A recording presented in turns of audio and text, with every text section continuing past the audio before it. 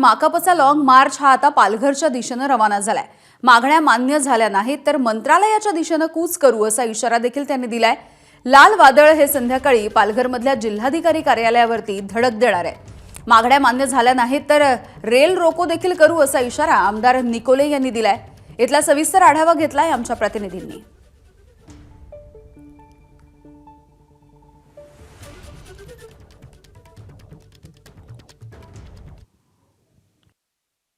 मार्क्सवादी कम्युनिस्ट पक्षाचा long march आहे तो त्याचा दुसरा दिवस आहे आणि आता ते पालघर जिल्हाधिकारी कार्यालयाकडे रवाना होत आहेत। आपण पाहू शकतो इथे मोठ्या प्रमाणात आता जे कार्यकर्ते आंदोलक आहेत ते तयार झालेले आहेत आणि आता हा जो लॉंग मार्च आहे तो रवाना होतो आहे। आपल्यासोबत आमदार विनोद निकोले आहेत, त्यांच्याशी आपण बोलूया। काय सांगाल, आजची दिशा काय असणार आहे? कालपासून हा आमच्या प्रमुख जवळजवळ 12 मागण्या घेऊन चारोटी ते पालघर हा पायी मोर्चा निघालेला आहे।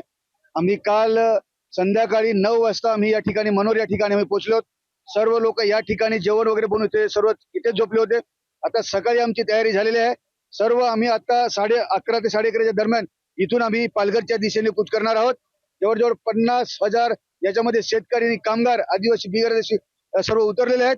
आमच्या मागण्या या पालघर कलेक्टर कार्यालयावर जर मान्य झाल्या नाही तर पुढची दिशा आमची ही असेल, एक तर आम्ही मुंबईच्या दिशेने आगेकूच करू, नाहीतर आम्ही रेल्वे रोको करू। नक्कीच आपण पाहिलेलं आहे की हा जो लॉंग मार्च आहे हे लाल वादळ आहे ते आता जिल्हाधिकारी कार्यालयाकडे आगेकूच करायला सुरुवात करणार आहे। त्याचबरोबर ह्या मागण्या जर आमच्या मान्य झाल्या नाहीत तर वेळ आली तर आम्ही मंत्रालयाकडे आगेकूच करू, नाही तर रेल रोको सुद्धा करू असा इशारा विनोद निकोले यांनी दिलाय। संतोष पाटील, एबीपी माझा, पालघर।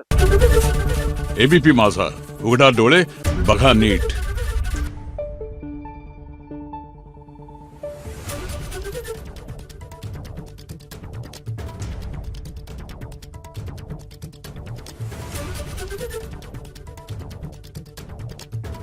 Thank you.